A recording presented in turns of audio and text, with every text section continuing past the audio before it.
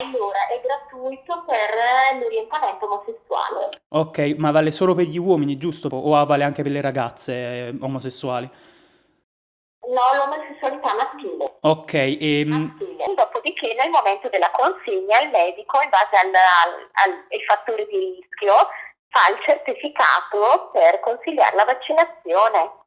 non so se è chiaro, ma volevano farmi una sorta di diagnosi dell'omosessualità. Anche se non sono omosessuale e anche se la diagnosi di omosessualità è una pratica profondamente discriminatoria per gli stessi omosessuali.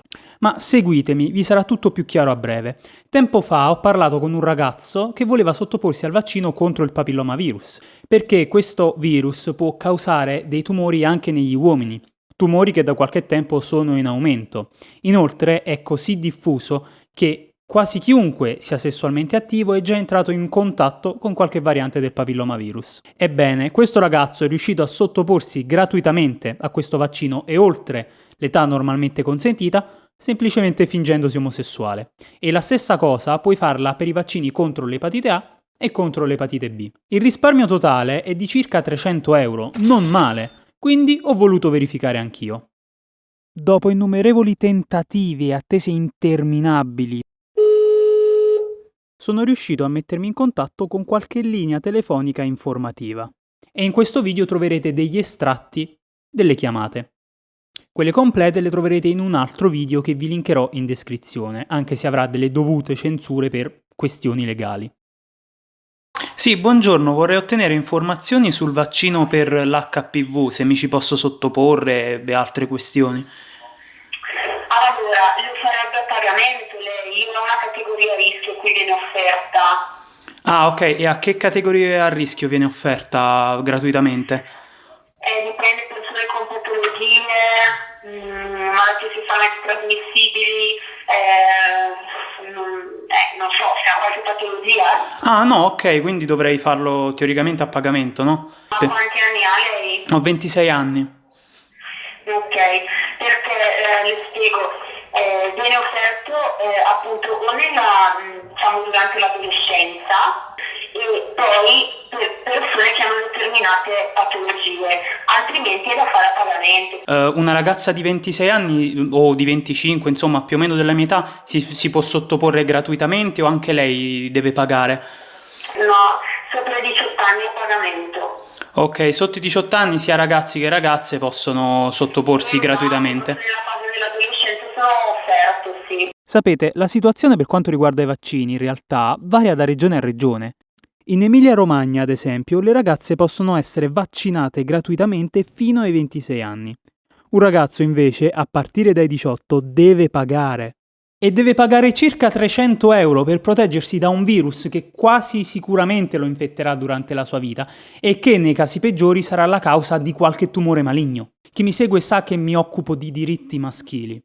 Ebbene, provo solo a immaginare la frustrazione di un ragazzo che ha i genitori Novax, oppure che non è stato informato della possibilità di vaccinarsi gratuitamente contro il papillomavirus, perché è ancora considerata una cosa da ragazze. Ma andiamo avanti e vediamo cosa dicono, nello specifico, sugli omosessuali. Ho letto online per le categorie omosessuali è considerata a rischio ed è fatta gratuitamente, ma non sono sicuro, è vera questa cosa? Sì, offerte per HIV, soggetti omosessuali, diagnosi di patologia, vabbè questa per le donne della cervice, quindi sì, sono compresi. Ecco, già questo primo servizio telefonico mi conferma che gli omosessuali possono essere vaccinati gratuitamente e oltre l'età normalmente consentita. Vediamo cosa mi dicono gli altri e vediamo se la stessa possibilità viene offerta anche alle lesbiche. Buongiorno. Sì, buongiorno, vorrei ottenere delle informazioni riguardanti alcune vaccinazioni sul papilloma e sull'epatite A. Quanti anni ha? 26. Il papilloma, un virus in cui ce l'abbiamo tutti, soltanto si possono manifestare a livello genitale, possono esserci condiloni, così. Parlando con degli amici mi hanno detto che in particolare ci sono alcune categorie a rischio e fra cui gli omosessuali a cui viene fatta sia l'epatite A che il papilloma gratis. Sì, sì. Categoria a rischio ricorda le espressioni usate in quei paesi in cui maschi omosessuali o bisessuali non possono donare sangue. Parlare di categoria a rischio riferendosi all'orientamento sessuale, infatti, non ha senso ed è una formula già ampiamente criticata in ambito medico. In Italia lo sappiamo bene, come anche in altri paesi. Infatti, se vuoi donare sangue, non ci interessa sapere il tuo orientamento sessuale, perché sono i tuoi comportamenti a fare la differenza. Ok, e volevo chiedere, appunto, anche riguardo il lato economico, per gli omosessuali sono gratis, no? Queste 2 vaccinazioni. Per la categoria degli omosessuali sì, sono gratuiti. Ok, e volevo chiedere anche per le ragazze lesbiche, perché ho un'amica che voleva sapere, anche per le lesbiche o solo per i maschi omosessuali? Attento un attimo. Sì. Sì, gratuito. No, per le donne no. Questo vale sia per l'epatite A, che vale solo per i maschi, sia per il papilloma, quindi anche il papilloma è solo gratis per i maschi, giusto? Sì. Ok, grazie. Le donne che hanno rapporti con altre donne hanno un'incidenza non trascurabile del papillomavirus, ma come mai a loro non viene comunque offerto gratuitamente? Ebbene, questo avviene forse perché alcune organizzazioni, come l'AIRC, si riferiscono a delle presunte raccomandazioni della FDA, un ente governativo statunitense, che sosterrebbe di estendere l'età massima per vaccinare i maschi omosessuali fino ai 26 anni. Il fatto è che la FDA è profondamente discriminatoria nei confronti dei maschi omosessuali e bisessuali, tant'è che vieta loro di donare sangue se hanno avuto recentemente dei rapporti con altri uomini. Quindi, quando citate la FDA su determinate tematiche, fate attenzione. Ma andiamo avanti e concludiamo con le ultime 2 chiamate. Reggetevi forte. In particolare parlo del vaccino contro il papillomavirus e del vaccino contro l'epatite A. Quindi volevo sapere se è ancora somministrato gratuitamente a categorie come gli omosessuali, ad esempio. Sì, sono somministrati gratuitamente con la richiesta dell'MTS, dove è specificata la gratuità del vaccino. Le fanno una visita con la consulenza gratuita. Ok. Poi se il medico ritiene che lei rientri in una categoria di rischio, le rilascerà un'impegnativa che dovrà poi portare a noi per fare la vaccinazione gratuitamente. Una visita in cui si attesta che sei omosessuale? Ma che è? No, volevo più che altro sapere questa cosa perché il mese scorso si era detto che non si poteva più farlo agli omosessuali, era uscito un documento, quindi volevo capire se era ancora gratuito. No, per quello è gratuito, l'importante è che ci sia questa richiesta. Va bene, grazie. Pronto? Sì, salve, volevo chiederle se ci sono delle categorie a rischio per vaccinazioni come quella contro l'epatite oppure il papillomavirus a cui è offerto gratuitamente. In particolare volevo sapere se la categoria degli omosessuali è ancora, diciamo, è ancora gratuito il vaccino per questa categoria. Allora, è gratuito per l'orientamento omosessuale. Ok, ma vale solo per gli uomini, giusto? Perché io sapevo che valeva solo per gli uomini, magari è cambiato qualcosa nel frattempo, o vale anche per le ragazze omosessuali. No, l'omosessualità maschile. Ok, Maschile. chissà cosa succede quando a richiederlo è una persona intersessuale o transessuale. Non voglio nemmeno immaginare le risposte imbarazzanti che potrebbero ricevere queste persone. A febbraio era uscito un documento per cui non si sapeva se ancora venivano fatte gratuitamente in quanto inserite come categoria a rischio insieme ad altre e sembrava, diciamo, discriminatorio. Di che categoria sta parlando, scusi? No, io parlo solo della categoria degli omosessuali, però appunto a febbraio era uscito... Omosessuali maschili. Sì, lo so, però a febbraio era uscito un documento in cui era inserito insieme ad altre categorie e sembrava discriminatorio, quindi volevo sapere... La sento malissimo, proprio c'è una comunicazione disturbata. Sento, non so se è viva voce. Mi sente ora? È il telefono che purtroppo è vecchio. Mi sente? No, perché parla di discriminazione. Sì, no, ma fondamentalmente era uscito a febbraio, cioè erano usciti degli articoli in cui probabilmente non si faceva più.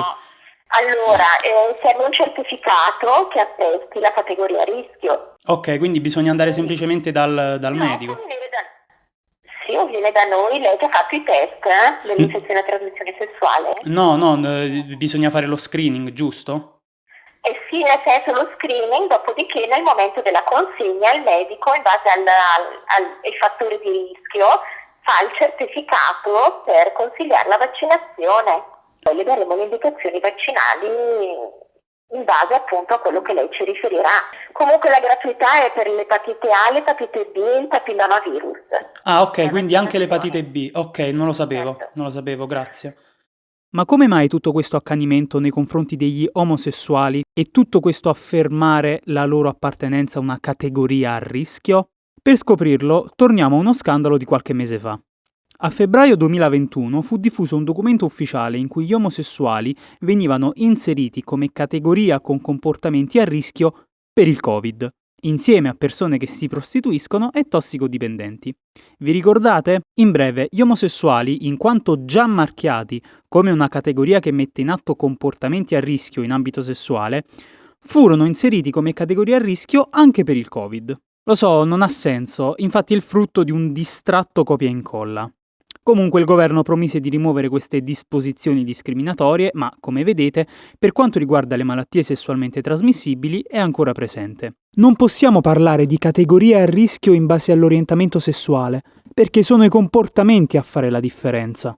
Parlare di categoria a rischio, comunque, non fa altro che riaffermare lo stereotipo del gay untore, una sorta di maschio promiscuo e incapace di fare prevenzione. È uno stigma sociale che gli omosessuali hanno ormai da tempo immemore e si applica anche per malattie ormai ampiamente diffuse in tutta la popolazione, come ad esempio l'HIV o lo stesso papillomavirus. Certo, in alcuni casi si è registrata un'incidenza maggiore di malattie sessualmente trasmissibili nella popolazione omosessuale maschile.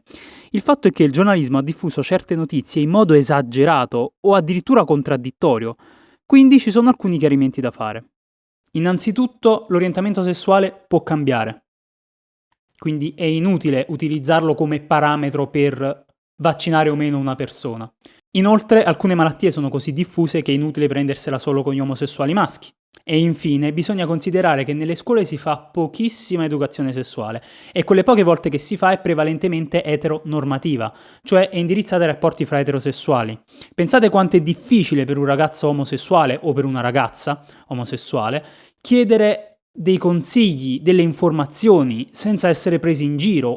Adesso chiedetevi se sono gli omosessuali a essere dei promiscui senza regole, oppure se la mancanza di figure educative o un contesto particolarmente sfavorevole contribuiscano in qualche modo a renderli disarmati, alimentando delle lacune e degli stereotipi a loro danno. Vaccinate i vostri figli maschi fin da bambini.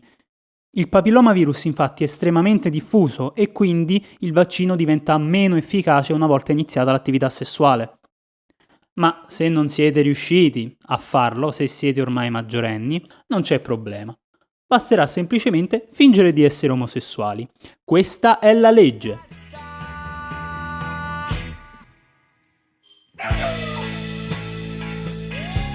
Cazzi suoi.